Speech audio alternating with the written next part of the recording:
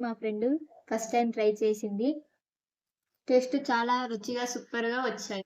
Banana chips ఎలా తయారు చేయాలో చూద్దాం రండి. ముందుగా ఒక బనానాని తీసుకొని వాటిని సైడ్‌లు కట్ చేసుకోవాలి.